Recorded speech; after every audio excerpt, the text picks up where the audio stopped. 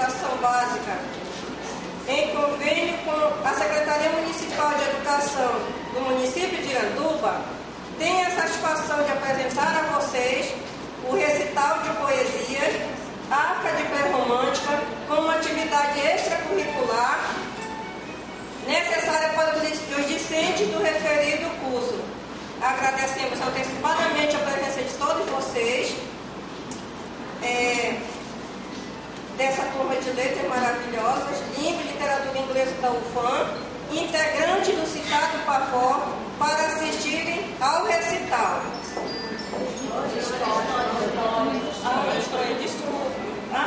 Pensando no convite especial. E a turma de história também é especial, tá? Que isso daí foi um convite, mas que triste não, isso foi apenas um esquecimento, tá? Já está convidada, tá? Todos iguais. Obrigada. Dando continuidade, os poemas que serão dramatizados resultaram de estudos na disciplina de Literatura Portuguesa 2, ministrada pela professora Rita Barbosa, seguidos de apresentação oral em sala de bibliografia e de poemas de autores da literatura portuguesa da segunda metade do século XVIII, especificamente entre 1756 e 1825, assim relacionados: Luiz Antônio Vermelho, Felipe Eliso, Correia Garção, José Anastácio da Cunha, Marquesa de Alorna, Boccaccio e Nicolau Tolentino.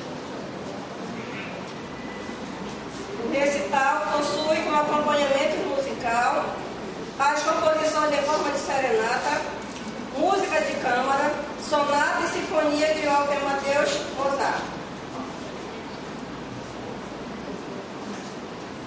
Esperamos proporcionar a vocês bons momentos na companhia da literatura.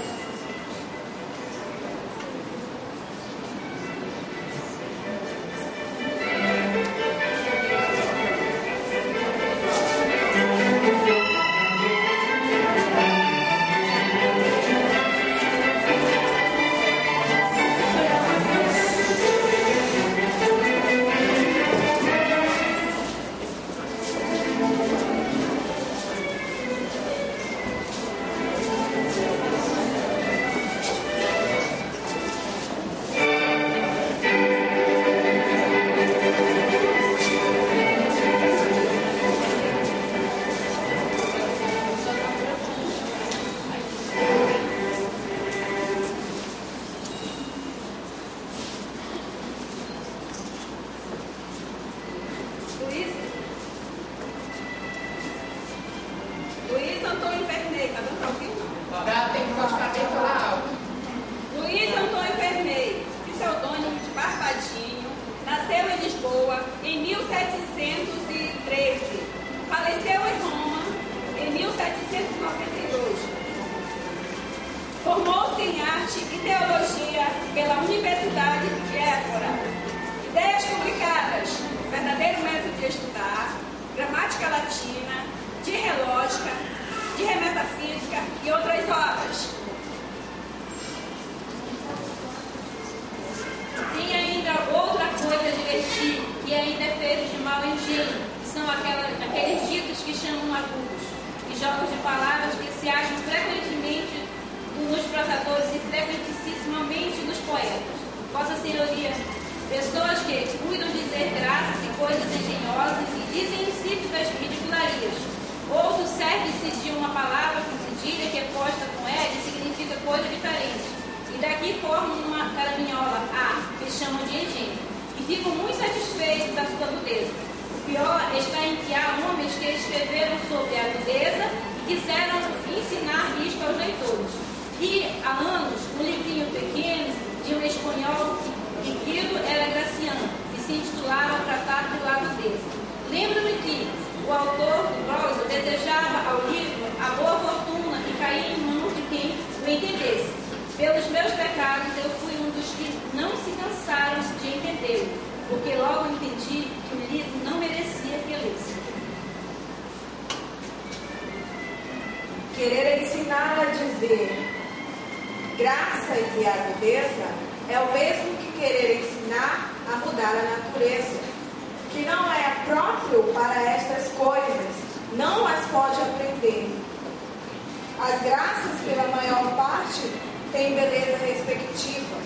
boca de uns tem graça, na dos outros não.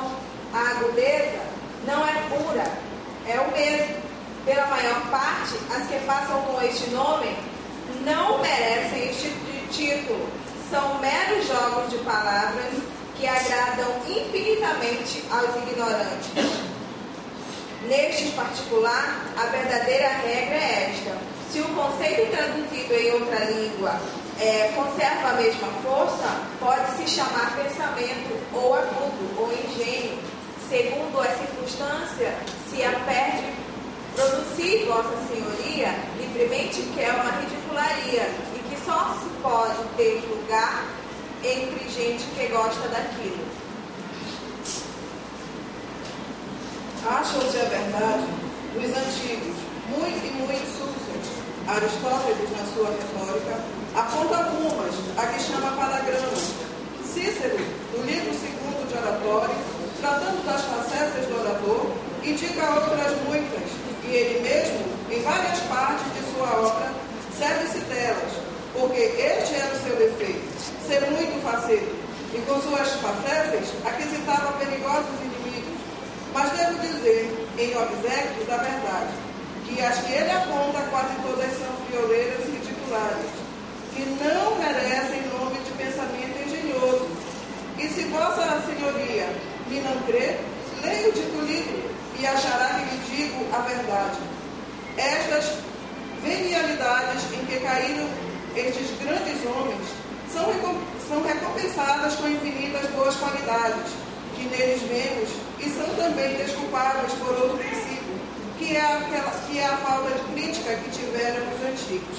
Aqueles engenhos, elevados dos primeiros autores, não faziam todas as reflexões necessárias para procederem com exação. Pelo contrário, os que os seguiram, ainda que inferiores na grandeza de engenho, excedem no método e na crítica, e souberam evitar os defeitos dos primeiros.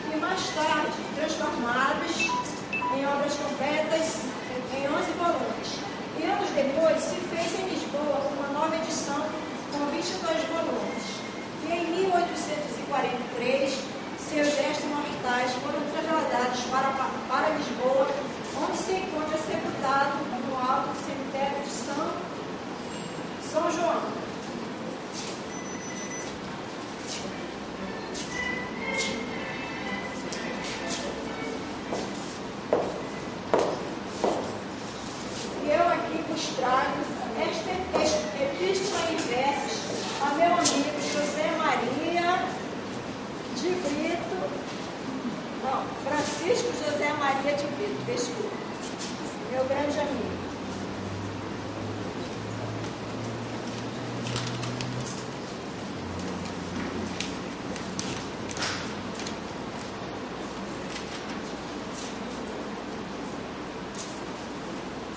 Lede, que é tempos clássicos honrados, em defesa da língua. Lede, que é tempos clássicos honrados, herdai seus bens, herdai essas conquistas, que em reinos de romanos e dos gregos, com indefesos estudos, conseguirão.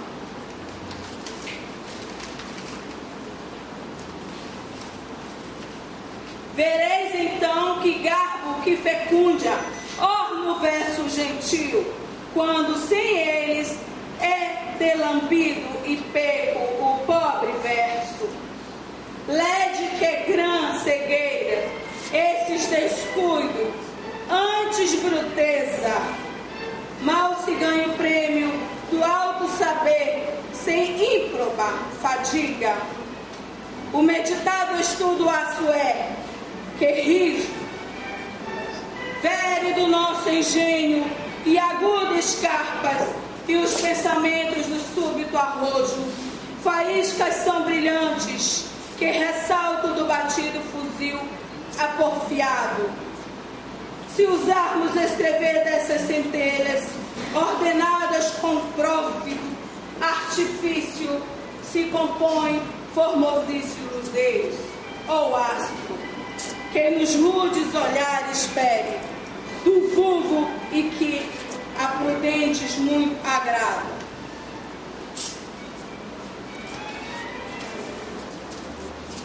Estende, ó manto, estende, ó noite escura, em luta de horror, veio alegrado, mondo a confessar de um desgraçado, a quem nem feições lembram da aventura.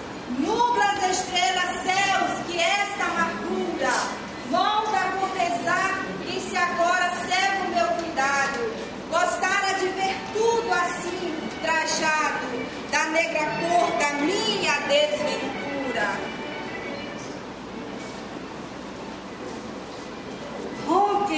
Roucos trovões, rasgue-se os ares, repente o mar em vão, loucos rochedos, solte-se o céu em grossas lanças de água.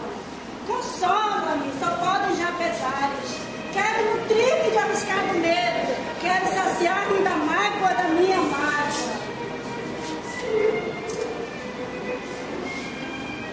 Já vem a primavera descaldando, pelos ares as roupas perfumadas, e os rios vão nas águas jaspejadas, e os prolíferos troncos retratando.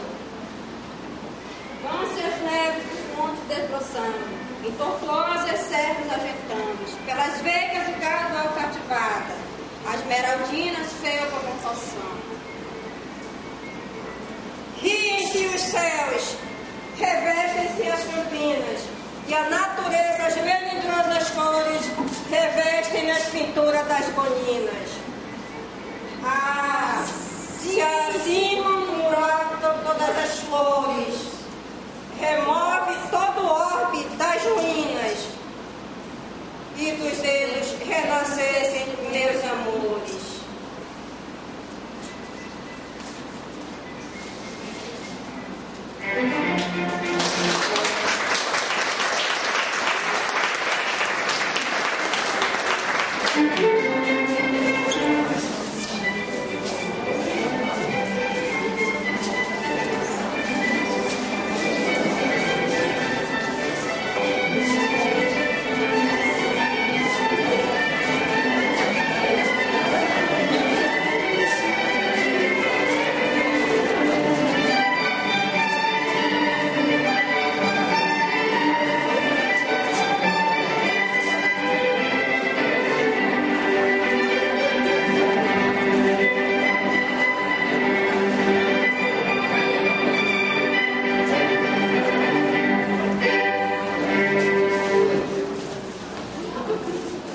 Pedro Antônio Correia Gassan, Deuterônimo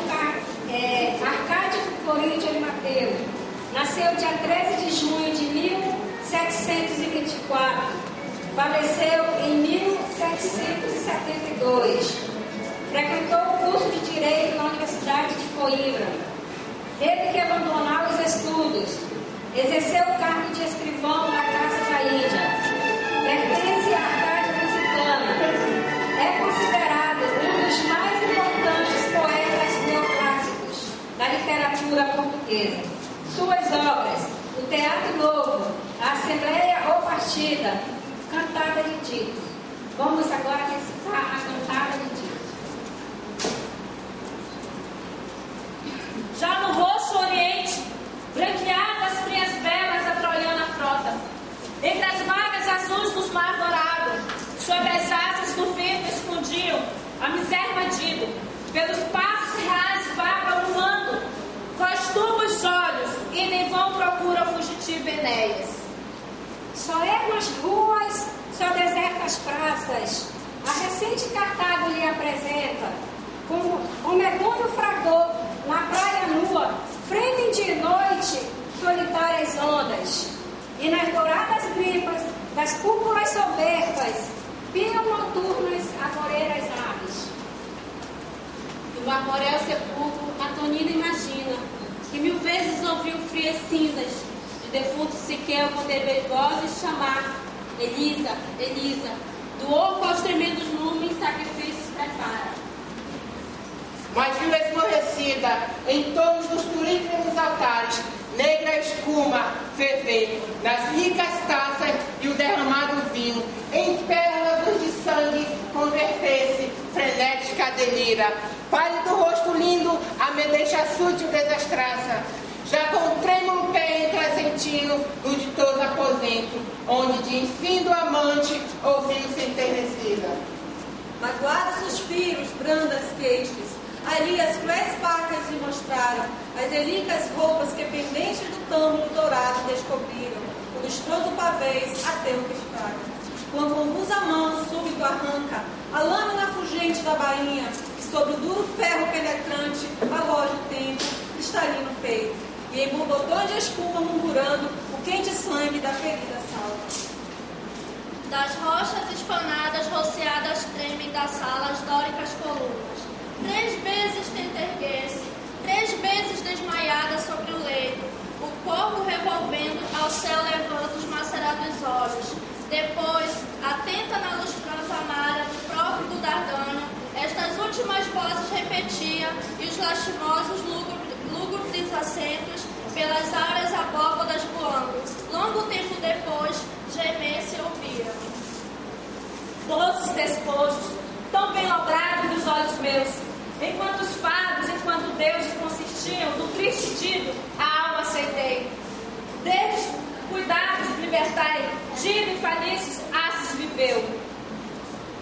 Da alta Cartago o muro ergueu, agora nua já de corante, a sombra sua da barca feia, de flegetonte a negra veia, surcando o mar.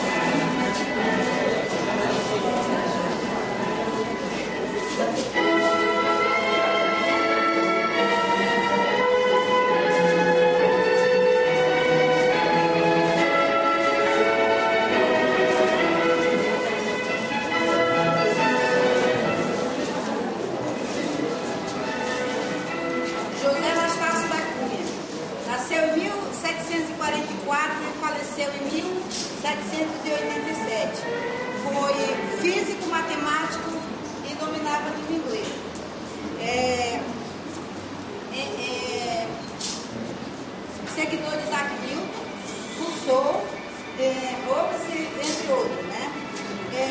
Em 1773, Marquês de Pombal nomeou o político governo da Universidade de Coimbra.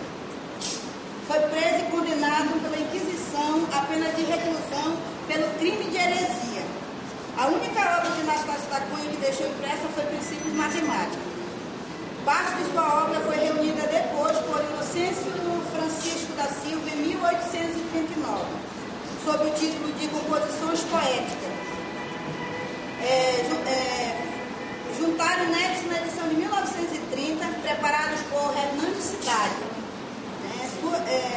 Sua importância foi reconhecida somente no final do século XX. E ele foi um poeta pré-romântico. Céus, que fogo sutil meu peito inflama, e as faces me incendeiam. Rói as entranhas solapada chama, saltam de veia em veia. E gira impetuoso o sangue ardente, e o coração o incêndio estranho sente. Tu, ó débil farol, tu, sol brilhante, se a paixão adormece, espessa o fumo nuvem crepitante. Teu clarão escurece, o teu socorro imploro. Acorde, acorde, se o teu império contra Vênus pode. Nome fatal, o coração guardado, e dos lábios não viu desse objeto divino que adorado. Causa o meu desvario, nenhum mortal pretenda adivinhar-te, se meus tormentos não quiser cifrar-te. Amar sem esperança, ó que tormento! Eu sinto os teus furores e nem sequer alcanço o pensamento.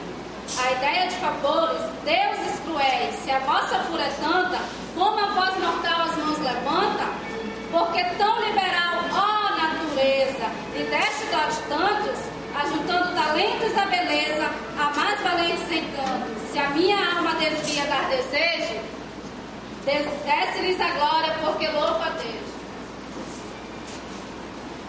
Mas me veem suspiros afogados, sem soltar um suspiro, sem tiro, sem discurso, perturbado.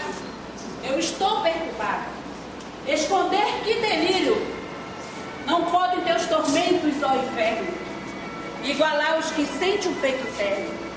Cruel destino, e devo em frago ardente, extremo adorada. E teu bárbaro furor não me consente, e ainda espere alcance. Terei de vê-lo em braços mais ditosos. Primeiro abismo me traga, ó piedosos.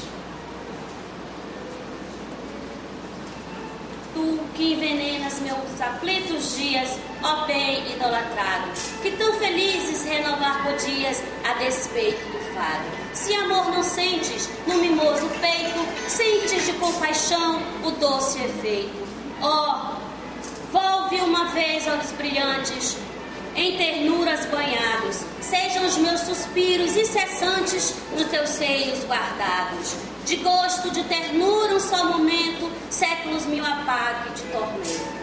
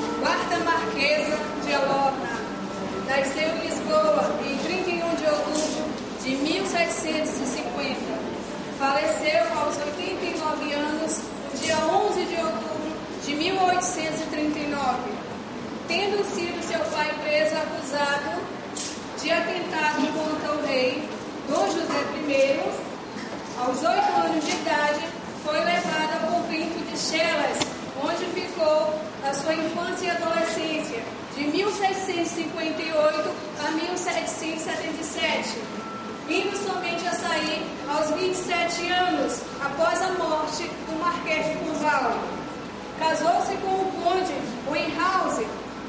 Viajou para Viena, Berlim, Londres. Ficou viúva aos 43 anos. Voltou a Lisboa para dedicar-se aos seus filhos e à poesia, onde adaptou na Arcádia o pseudônimo de Alcipe, que foi considerada a poetisa pré-romântica. Suas obras foram publicadas em 1844, em 6 volumes, com o título genérico de Obras Poéticas. Eu cantarei um dia da tristeza, o pirilampo e o sapo, oferenda aos mortos, esperança de um contentamento. Petição à melancolia para que se acabe certos dias de festa. Tu, deusa tutelar da solidão, amável sombra, ó melancolia, aproxima-te, rouba-me a alegria que te turba a suavidade ao coração. Não prives o meu peito, ninfa, não, da tua triste doce companhia, que suspira por ti um e outro dia, quem de amar-te só faz consolação. E não pode a quem vive suspirante viver entre o túmulo muito espaço, sem que te faça seu mal mais penetrante. Atende, ó ninfa, o rogo que te faço, não demores mais tempo, o doce instante, os dias tristes que em tão triste passo. Soneto, eu cantarei um dia da tristeza. Eu cantarei um dia da tristeza por uns termos tão ternos e saudosos, que deixe as alegres e invejosos de chorarem o mal que lhes não pesa. Abrandarei das penhas a dureza, exalando suspiros tão queixosos, que jamais os rochedos cavernosos os repitam da mesma natureza. Serras, penhascos, troncos, arvoredos, ave, fonte, montanha, flor, corrente, comigo hão de chorar de amor errentos. Mas que adoro uma alma que não sente, guarda, amor, os teus pérfidos segredos, que eu os derramo os meus mais inutilmente. Como importuno amor ainda procuras misturar-te entre as minhas agonias?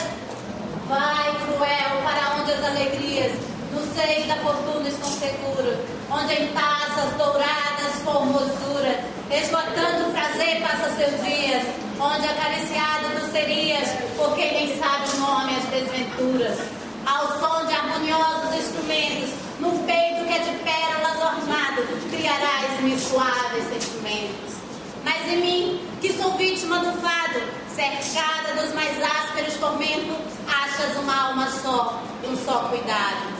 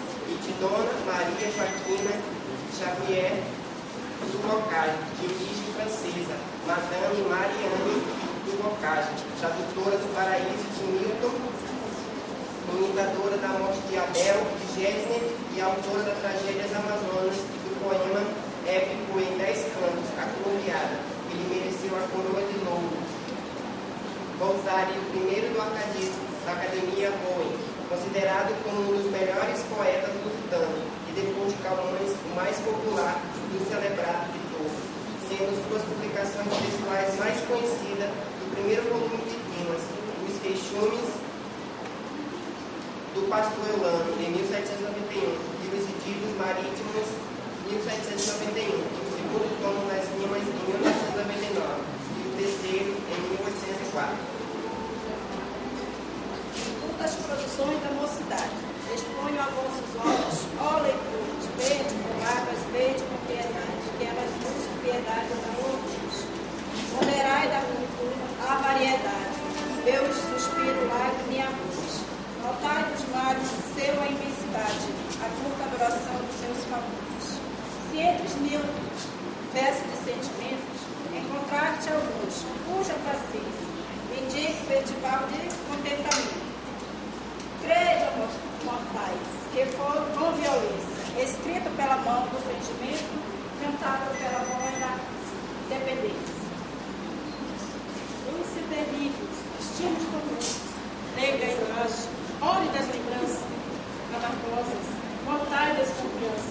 Deixe-me sossegar alguns momentos, sofri, que logo vão contentamentos, que sonham e a doida esperança, onde preso estão os pensamentos. Deixe-me sossegar, deixe-me confiar na formosura cruéis, deixe-me crer um doce engano, laçando fantástica aventura. Que mais mal me quereis do que o maior dano, do que paga nas trevas da loucura, aborrecendo a luta desengano.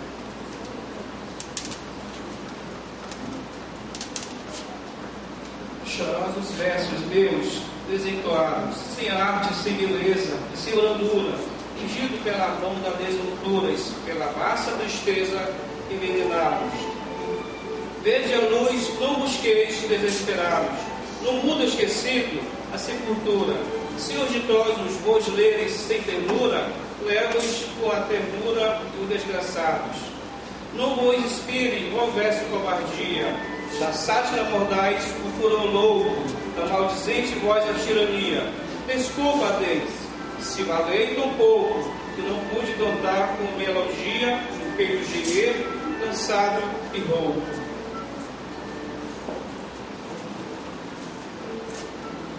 Já bocagem, não sou, a cobra escura, meu êxito vai para despeito em vento. Eu aos céus ultrajei, meu tormento, leve, torne-se em temperatura. Conheça agora, já não qual figura, em prosa e verso, fez meu louco intento. Musa, tiver algum merecimento, se o raio da razão seguisse pura. Eu me arrependo, a língua quase fria, brade em alto pregão a mocidade, que atrás do som fantástico corria. Outro aretino fui, a santidade enchei. Oh, se me crede, gente ímpia, rasgue meus versos, crê na eternidade. Meu ser evaporei na lida insana, dos tropéus de paixões que me arrastavam. Ah, cego eu cria, mísero eu sonhava, em mim quase mortal a essência humana, de que inúmeros sóis habite o fama, existência falaz me não dourava. Mas eis, sucumbe a natureza escrava ao mal que a vida em sua origem dana. Prazeres, só se os meus e meus tiranos, esta alma que sedenta em si não coube, no abismo fui sumiu dos desenganos. Deus, ó Deus, quando a morte a luz me roube, ganho um momento o que perderam anos, saio a morrer o que viver não soube. Não sou vil delator, vil assassino, ímpio, cruel, sacrílego, blasfemo. Um Deus adoro, a eternidade temo. Conheço que há vontade e não destino. Ao saber e à virtude, a fronte inclino. Se chora e geme triste, eu choro, eu gemo. Chamo a beneficência um dom supremo. Julgo a doce amizade um bem divino. Amo a pátria, amo as leis, preciso os laços que mantêm os mortais a convivência. E de infames grilhões ouço ameaças. Vejo-me exposto à rígida violência, mas folgo e canto e durmo nos teus braços, amiga da razão, pura inocência.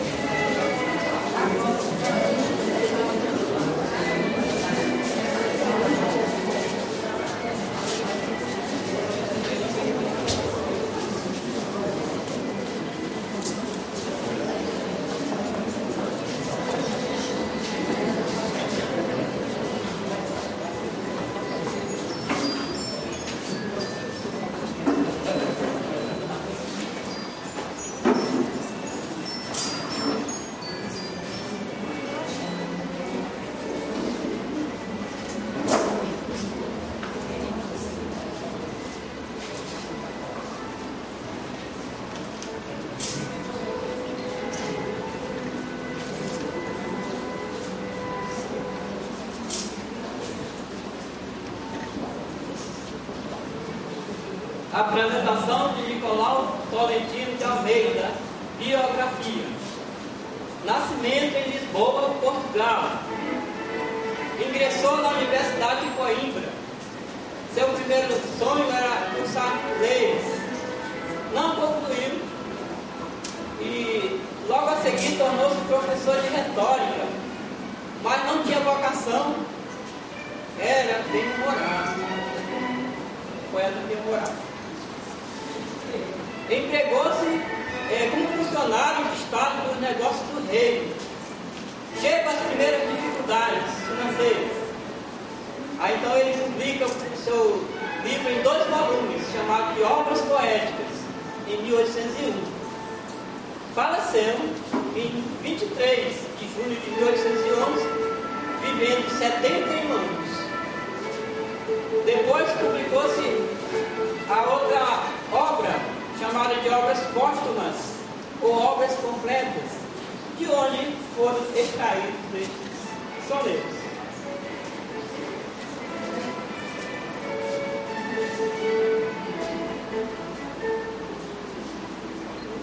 Amuleto a rádio Vesgo, despedido da mesa de SCP Silva, por tomar a melhor feira.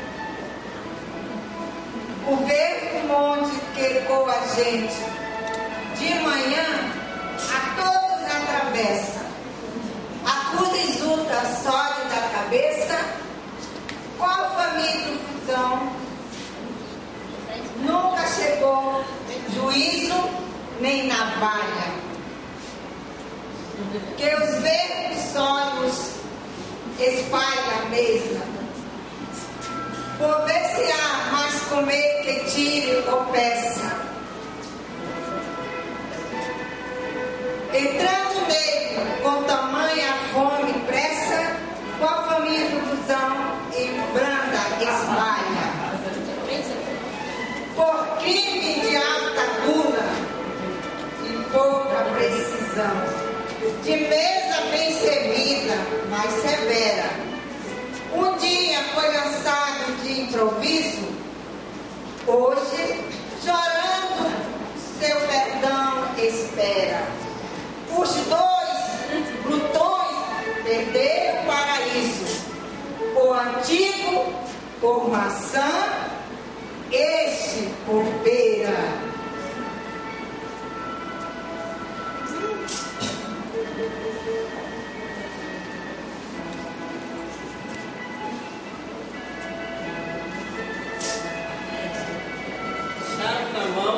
Meleira despenhada, batendo pé na casa mãe ordena.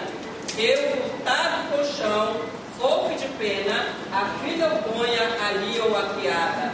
A filha moça, esbelta e apertada, diz com doce voz e ar serena. Sumiu-se um colchão, forte pena. Não fique a casa arruinada. Tu respondes assim, tu zomba disto, tu julgas por ter pai e matar, já a mãe não tem mão. Dizendo isto, arremete a cara e ao peneado. Esse então, quase muito visto, disse-lhe, deite-lhe o colchão, e sai o colchão de dentro do tocado.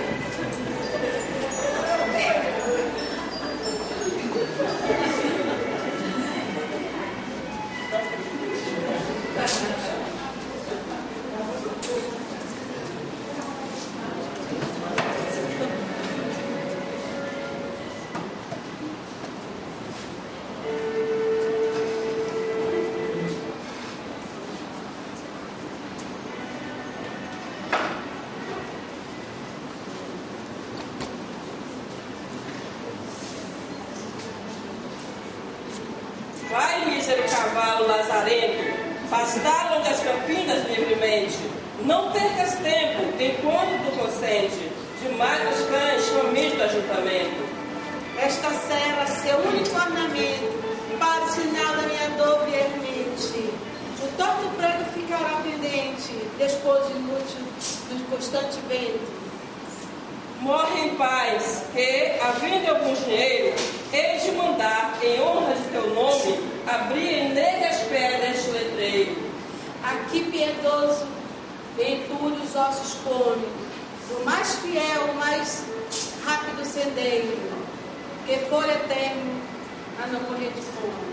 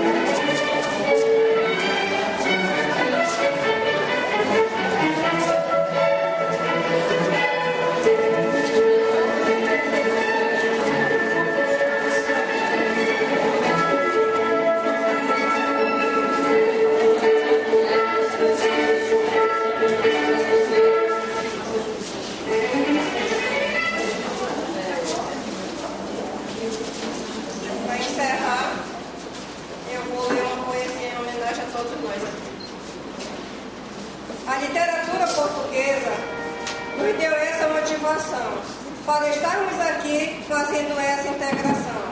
Com essa turma guerreira que não tem medo de enfrentar a disciplina específica que todos irão desfrutar. Assim como nós também, que fazemos língua portuguesa, todo mundo vai além, usufruindo dessa riqueza. Dos vocábulos dos sonetos que acabamos de mencionar, aguardaremos esses momentos para nunca se acabar. Resgatando essa trajetória que der início à literatura, deixou marcado na memória de quem viveu esta aventura. E cada período que passou, que o historiador descreveu, foi o progresso que mostrou como tudo aconteceu. E com o avanço da ciência, logo tudo modificou, aumentando a influência dos escritores que passou, deixando para nós as marcas de um passado que devolveu logo após de um mundo avançado. E o recital de poesia veio para nos mostrar um pouco dessa cultura que veio para ficar, demonstrando pela ansiedade de quem veio à frente para recitar, com coragem e serenidade para os colegas apresentar, nos mostrando a sua importância na arte de falar, que também precisa de elegância para poder nos expressar. Por isso, agradecemos de uma forma cordial pela atenção que nós obtivemos ao fazer esse recital.